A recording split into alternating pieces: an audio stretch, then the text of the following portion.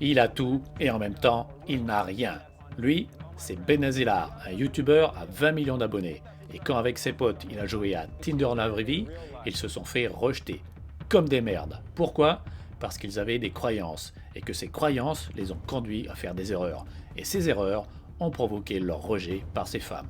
Encore, encore et encore. Si des mecs beaux, connus et riches comme eux peuvent se faire nexter en face à face, alors avec des mecs normaux sur les sites de rencontres, ça doit être une véritable boucherie. Voici donc les 28 croyances dont vous devez absolument vous débarrasser pour avoir beaucoup de matchs sur les sites de rencontres avec des femmes qui vous plaisent vraiment. Épopée. Croire qu'il n'y a pas une application de rencontre plus adaptée à vos besoins, c'est l'erreur numéro 1. Tinder est l'application de rencontre la plus populaire en France actuellement, mais ce n'est peut-être pas celle où vous aurez le plus de matchs, ni où vous ferez les meilleures rencontres. On fait souvent la comparaison entre la séduction et la vente, et c'est vrai ici aussi. Vous devez penser comme un marketeur avant d'investir du temps et de l'argent sur un site ou une application de rencontre. Un marketeur connaît sa cible, ses désirs et ses besoins. Vous devez réfléchir à quel genre de femme vous voulez rencontrer et sur quel site il est le plus probable qu'elles s'inscrivent. Vous allez me répondre que Tinder, c'est comme les boîtes de nuit, que toutes les femmes y vont un jour ou l'autre, et c'est vrai, mais où est-ce qu'elles sont le reste du temps? Ne serait-il pas plus intéressant d'être vous aussi là-bas? Donc faites son portrait robot et demandez-vous quel âge elle a, est-ce qu'elle est plutôt traditionnelle ou progressiste, est-ce qu'elle cherche du sérieux ou du fun, etc. etc. Mais croire qu'un seul site de rencontre suffit, c'est l'erreur numéro 2. Alors oui, être inscrit sur plusieurs sites en même temps, ça demande plus de temps et plus d'argent, mais ça rapporte plus de résultats. Il faut voir ça comme un investissement. Si vous n'investissez qu'à un seul endroit, vous ne saurez jamais combien un autre endroit peut vous rapporter. Donc je vous recommande d'être curieux et d'en tester des populaires, des inconnus, des payants, des gratuits, des généralistes, des niches, afin de diversifier votre drague et de toujours avoir une source de match. Mais croire que vous n'avez aucune chance et abandonner dès les premiers échecs, c'est l'erreur numéro 3. Zéro match, zéro like, pas de réponse, des filles moches, ce n'est pas motivant, c'est même déprimant. Et c'est fait exprès. Ces sites exploitent votre misère pour vous forcer à prendre un abonnement, mais c'est un piège, car ça n'améliorera pas votre taux de réussite, alors vous vous sentirez encore plus minable après achat. Donc la solution, c'est d'apprendre comment avoir des matchs en regardant ce genre de vidéos et en suivant une formation, car tous les hommes peuvent réussir en ligne s'ils se donnent la peine d'appliquer une méthode. Mais croire qu'il faut être beau, riche ou musclé pour avoir des matchs, c'est l'erreur numéro 4. C'est vrai que ce sont des avantages, mais ce ne sont pas les seules qualités que les femmes recherchent chez un homme. Vous en avez d'autres, comme votre intelligence, votre culture, votre humour, votre droiture, votre détermination, et en les montrant, vous vous rendez attirant auprès des femmes. En fait, vous devez comprendre que la femme ne recherche pas chez l'homme les mêmes choses que l'homme cherche chez la femme. Donc c'est pour ça que si vous êtes chauve, laid, défiguré ou carrément handicapé, ce n'est pas foutu pour vous, tant que vous êtes prêt à vous améliorer et à vous faire votre place. Mais croire que les rencontres en ligne c'est facile, c'est l'erreur numéro 5. Vous avez plus de chance en abordant les filles dans la rue que en vous inscrivant sur un site de rencontre. C'est parce que sur internet, c'est la guerre, la concurrence est de très haut niveau. Si je devais estimer le nombre d'heures qu'il faut à un débutant pour être à l'aise et avoir des résultats satisfaisants, je dirais une bonne 50aine d'heures. Pourquoi il y a autant de concurrence? Tout simplement parce que les compétiteurs sont rassemblés au même endroit. C'est comme un club de loisirs. Si vous vous inscrivez à un club de foot, vous n'allez pas tout de suite être le meilleur joueur du département, parce qu'il y a d'autres joueurs qui ont plus d'expérience ou plus de talent que vous. Par contre, allez au supermarché du coin et là, vous serez peut-être le seul joueur de foot parmi tous les clients. Alors si vous voulez être le champion, si vous voulez des médailles, il va falloir bosser sur votre profil et aussi sur vous-même. Donc la réponse à comment c'est possible que des mecs beaux ou riches ou musclés n'arrivent pas à avoir de match, c'est parce qu'il y a d'autres mecs beaux, riches et musclés qui ne font plus les erreurs dont je parle ici. Mais croire que les sites de rencontres sont vos amis, c'est l'erreur numéro 6. Aucun site de rencontre ni application n'est là pour que vous trouviez le bonheur. En fait, c'est précisément le contraire. Il joue activement sur votre misère sexuelle et affective pour vous rendre dépendant et vous faire dépenser de l'argent pour réduire ce malaise. Si grâce aux applications de rencontre vous pouviez être en couple, vous n'auriez plus de raison de rester inscrit. Ils veulent donc que vous restiez seul et malheureux avec un subtil équilibre entre désir d'avoir et frustration de ne rien avoir. C'est comme les laboratoires pharmaceutiques. Si vous étiez en bonne santé, vous n'achèteriez pas de médicaments. Donc ils doivent vous maintenir malade le plus longtemps possible. Donc une fois que vous réalisez ça, vous pouvez sortir du piège, prendre le contrôle et gagner à leur propre jeu. Mais croire que payer un abonnement va vous amener les matchs qu'il vous manque, c'est l'erreur numéro 7. Imaginez que vous ouvrez une pizzeria avec des ingrédients pas chers de mauvaise qualité, les clients qui viennent trouvent que vos pizzas sont dégueulasses et repartent. Alors pour faire plus de ventes, vous faites de la pub, mais ça vous amène juste plus de clients qui repartent mécontents. L'abonnement, c'est comme la pub, ça multiplie sans améliorer. Donc pour donner envie aux filles de croquer votre chorizo, il faut augmenter la qualité de votre profilo. Et croire que vous aurez une deuxième chance de faire bonne impression, c'est l'erreur numéro 8.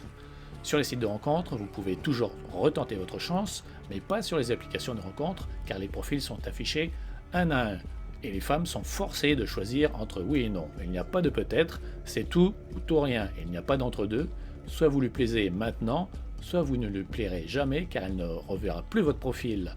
Donc vous devez absolument augmenter votre valeur perçue. Il n'y a pas de place pour l'à peu près. Mais croire que vos photos sont suffisamment bonnes, c'est l'erreur numéro 9. Les photos sont responsables de 90% du succès. Si vos photos étaient vraiment bonnes, vous auriez déjà des résultats et ne seriez pas en train de regarder cette vidéo. N'est-ce pas ? Il se peut que vous ayez choisi les mauvaises photos parmi toutes celles que vous avez, mais il y a toutes les chances pour que vous n'ayez aucune photo assez bonne pour plaire aux femmes sur les sites de rencontres. Et non, demander à vos potes de vous photographier ou emprunter le réflexe de votre oncle ne va pas vous donner des photos du niveau nécessaire. Ce qu'il vous faut, c'est un photographe professionnel spécialisé dans les portraits pour sites de rencontres. C'est comme pour vos dents, vous pouvez essayer de les soigner vous-même, mais le résultat ne sera pas très joli à voir comparé à si vous aviez engagé un dentiste. Donc soit vous allez sur mon site réserver une séance photo, soit vous suivez la formation Belmondo qui va vous enseigner comment vous prendre en photo seul de manière virile et naturelle. Mais croire que vous n'avez pas besoin de description, c'est l'erreur numéro 10. Les photos font le gros du travail, mais elles ne font pas tout le travail. Et comme je l'ai expliqué avant, vous êtes en compétition avec tous les autres hommes de votre département. Ça veut dire que tous les détails comptent pour prendre l'avantage. Si vous espérez pouvoir tirer un coup pendant que le mâle dominant regarde ailleurs, c'est uniquement ça que vous aurez, pas plus. Le meilleur conseil pour rédiger une description efficace, c'est de ne pas vous décrire. C'est contre-intuitif et pourtant, c'est la meilleure façon de ne pas écrire quelque chose d'ennuyeux. Racontez ce que vous voulez, mais ne vous décrivez pas vraiment. Donc travaillez votre description, soyez original, ne sortez pas les mêmes phrases bidons que tous les autres mecs célibataires. Mais croire que vous n'avez pas besoin de compléter votre fiche, c'est l'erreur numéro 11. Par fiche, j'entends le reste de votre profil qui n'est ni les photos ni la description. Ce sont les réponses aux questions que pose le site de rencontre et tous les autres formulaires. Par exemple, sélectionnez vos chansons préférées, lier votre compte Instagram, enregistrer un message vocal, enregistrer une vidéo, mettre votre site astrologique, votre plat préféré, vos films préférés, etc., etc. Ça serait bête de rater une occasion de faire mouche sur la fille qui lit votre fiche. Donc prenez le temps de faire transparaître votre personnalité dans ces petits détails. Mais croire que votre pseudo n'a pas d'importance, c'est l'erreur numéro 12. Les femmes voient votre pseudo en même temps que votre photo principale. Un excellent pseudo va donner aux femmes envie de cliquer, même si les photos ne sont pas géniales. Un très mauvais pseudo va dégoûter les femmes et les faire quitter votre profil sans le regarder, et un pseudo moyen ne va rien faire du tout. Je vous recommande d'éviter d'utiliser votre prénom, sauf s'il est rare, d'éviter tout ce qui est prétentieux, sexuel, et d'éviter d'inclure des chiffres. Vous saurez que vous avez trouvé un bon pseudo quand les femmes vous poseront des questions à son sujet. Donc creusez-vous un peu la tête et trouvez quelque chose d'unique qui vous correspond. Mais croire que vos critères de recherche n'ont pas d'impact négatif, c'est l'erreur numéro 13. Choisir des critères trop limitants va vous priver de certaines occasions. Par exemple, chercher des femmes uniquement de 18 à 25 ans, alors que celle qui vous convient le mieux est en dehors de cette tranche. Pareil pour la géographie, vous voulez que votre future copine soit dans tel département, mais peut-être que présentement elle est dans un autre. A l'inverse, si vos critères sont trop vastes, vous perdrez beaucoup de temps et d'argent sur des femmes qui au final ne vous intéresseront pas. Le bon équilibre dépend de votre localisation et de votre valeur. Plus vous êtes près d'une grande ville, plus le nombre de femmes et donc de profils est important et vous pouvez vous permettre de les trier. De même, plus vous et votre profil avez de la valeur, plus les femmes que vous exigez reconnaîtront votre valeur. Donc, commencez par des critères larges et restreignez-les si vous avez vraiment trop de résultats. Surtout, ne vous abonnez pas, ne likez pas la vidéo et ne cliquez pas sur la cloche.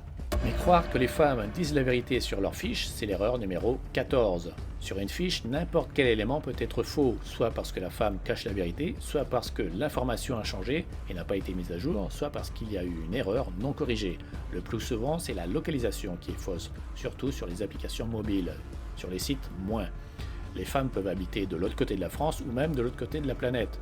L'âge peut être faux, elle peut se rajeunir ou se vieillir, le sexe peut être faux, mais c'est très rare. La longueur et la couleur des cheveux n'est pas fiable du tout, car c'est quelque chose qui change très souvent chez les femmes. Le poids n'est pas fiable non plus, qu'il soit exprimé en kilogrammes ou en catégories. Le type de relation que la femme cherche n'est pas fiable non plus. Elles peuvent choisir l'un tout en acceptant l'autre. Le type d'homme qu'elles n'aiment pas est très fiable, mais en fait c'est exactement ce type d'homme qui l'attire. La date de naissance et donc le signe astrologique ne sont pas toujours fiables. La taille en centimètres, elle, est fiable. De même pour tout ce qui est loisir. Donc en résumé, vous devriez faire vos recherches avec un minimum de critères, les critères qui sont véritablement importants pour vous. Mais croire qu'il n'y a pas d'algorithme, c'est l'erreur numéro 15. Alors c'est vrai sur la majorité des sites et des applications, mais sur certains, en particulier sur Tinder, il y a un algorithme qui vous met une note et selon cette note, vous êtes montré tant de fois à tel type de femme. C'est comme l'algorithme de Google. Votre page a une note qui fait qu'elle est plus ou moins mise en avant. Et comme pour Google, il y a des moyens de tricher avec l'algorithme de Tinder, mais si vous vous faites prendre, vous risquez d'être banni. Et encore comme sur Google, le meilleur conseil c'est de bien vous comporter, c'est-à-dire d'avoir un profil que les femmes vont apprécier et de ne liker que les profils de femmes que vous appréciez. Donc si vous voulez matcher avec plus de femmes et plus de belles femmes, il va falloir apprendre comment avoir une bonne note. J'en parle en détail dans les formations maîtrisées. Mais croire que votre profil sera parfait dès le premier coup, c'est l'erreur numéro 16.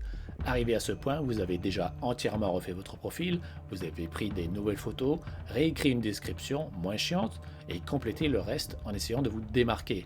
Mais ça ne suffit pas. Il faut itérer pour optimiser. C'est comme un site web, il ne faut pas faire qu'une seule version et pleurer si personne ne s'inscrit. Il faut réfléchir à comment l'améliorer et pourquoi les gens ne s'inscrivent pas dessus. Donc, changez l'ordre de vos photos, reformulez vos phrases, trouvez de meilleures réponses jusqu'à ce que votre taux de conversion soit optimal. Et recommencez à chaque fois que vous vous réinscrivez après une longue période ou que vous avez évolué. Mais croire qu'être parmi les meilleurs va suffire, c'est l'erreur numéro 17.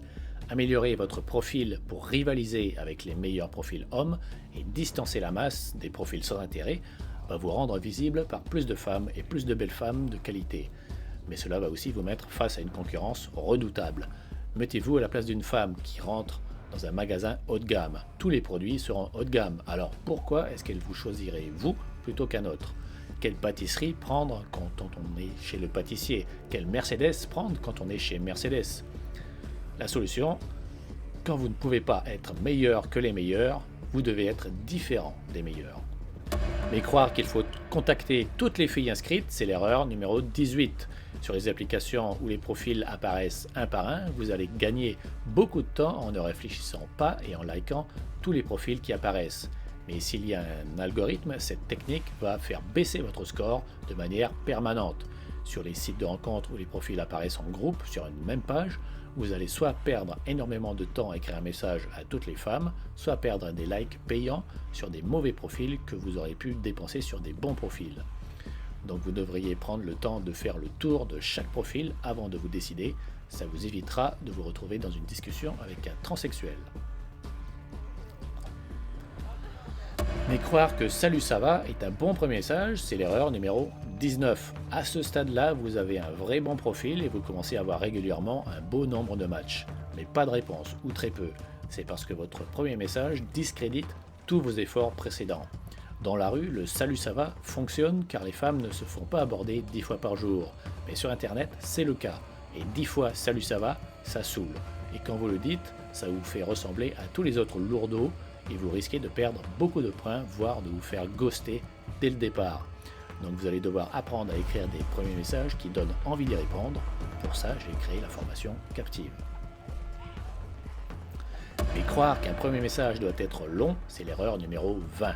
Une fille vient enfin d'accepter votre like, du coup vous mettez toute votre énergie dans votre premier message, vous lisez son profil de A à Z et vous pondez un premier message qui fait un paragraphe entier, comme ça elle va bien comprendre que vous êtes intéressé et que vous faites attention à elle. Résultat, pas de réponse. Du coup, vous avez peur d'avoir dit une connerie, alors vous envoyez un deuxième message où vous montrez encore un peu votre intérêt.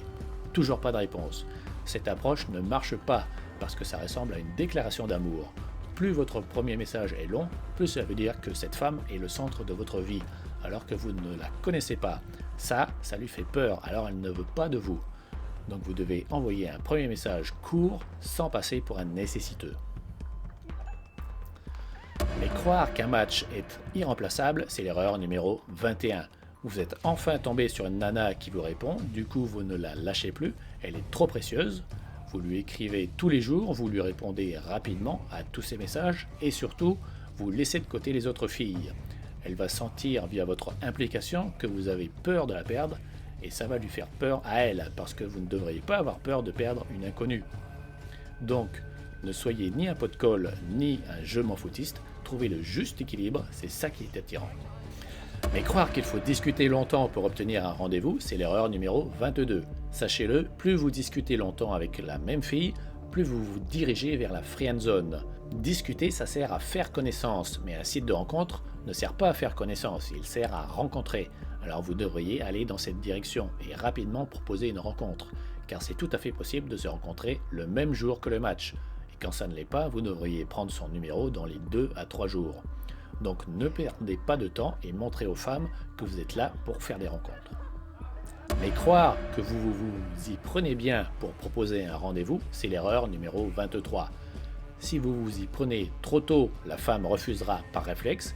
Si vous vous y prenez trop tard, la femme n'aura plus envie ou sera déjà partie du site. Si vous êtes trop précis, la femme se sentira obligée et refusera. Si vous le proposez d'un coup sans préparation, elle refusera par peur. Et enfin, si vous ne proposez jamais le rendez-vous, la femme ne le fera pas non plus et pensera que vous n'êtes pas intéressé. Donc en bref, c'est une étape indispensable qui doit être bien calibrée. Mais croire qu'un rendez-vous non planifié va bien se passer, c'est l'erreur numéro 24. Si pendant le rendez-vous vous laissez les choses se faire, il ne va rien se passer à part que la femme va voir que vous ne faites rien. Donc vous devez définir le cadre. Si le lieu n'est pas propice à la romance, il ne s'y passera rien de romantique. Si c'est trop compliqué de s'y rendre ou d'y s'y retrouver, la femme partira. Si le plan A n'est pas possible et qu'il n'y a pas de plan B, il n'y aura pas de plan du tout. Donc c'est à vous de prévoir la logistique et de faire en sorte que tout puisse bien se passer. Mais croire qu'un abonnement ne sert à rien, c'est l'erreur numéro 25. Un abonnement ne va pas améliorer votre profil ni votre discussion. Par contre, il va montrer votre profil à plus de femmes grâce aux nouvelles fonctionnalités et par le simple fait que vous êtes client. Car une entreprise a tout intérêt à favoriser ceux qui payent par rapport aux autres. Donc si vous voulez augmenter votre nombre de matchs, vous devriez, à ce niveau-là, choisir une formule payante. Mais croire qu'il faut tout rafler d'un coup et partir, c'est l'erreur numéro 26. C'est tout à fait possible d'obtenir 5 numéros de téléphone en un jour, mais vous n'allez pas pouvoir tenir 5 conversations en même temps. Donc pendant que vous donnerez la priorité à une conversation, les autres filles perdront leur intérêt pour vous et diront oui à d'autres hommes et non à vous quand vous reviendrez quelques jours plus tard. Donc vous devriez être régulier dans votre usage, un peu tous les jours, c'est mieux que beaucoup un jour et rien les autres jours. Mais croire qu'on peut se débarrasser de ses croyances et corriger ses erreurs tout seul, c'est l'erreur numéro 27. C'est possible, mais ça va vous prendre des années pour tout comprendre et réussir par vous-même. Le plus rapide, c'est de vous faire aider par quelqu'un qui est déjà passé par là, qui a trouvé les informations nécessaires, qui en a fait l'expérience. Donc si vous voulez mettre fin à votre galère, je vous propose des formations et des accompagnements sur tous les aspects des rencontres en ligne, photos, descriptions, messages, rendez-vous, etc., etc. Mais croire que corriger les erreurs précédentes va éviter tous les problèmes avec les femmes pour le reste de votre vie, c'est encore une erreur, c'est l'erreur numéro 28, la dernière erreur. Dans cette vidéo, j'ai uniquement abordé les erreurs techniques, c'est-à-dire le jeu extérieur, l'outer game. Pour ne plus avoir de difficultés avec les femmes, que ce soit dans la sélection ou dans le couple, il faut être complet. Et pour être un homme complet, il faut travailler votre jeu intérieur, l'inner game. C'est tout ce qui est confiance en soi, estime de soi, mentalité d'abondance, mentalité de détachement, authenticité, force intérieure, etc., etc. Ça se fait par du développement personnel et par de la thérapie pour se débarrasser des traumatismes de l'inconscient. Donc, quand vous serez prêt à travailler sur vous pour mettre fin à la guerre des sexes, je serai là pour vous accompagner. Si vous voulez en savoir plus sur les rencontres en ligne, regardez cette vidéo.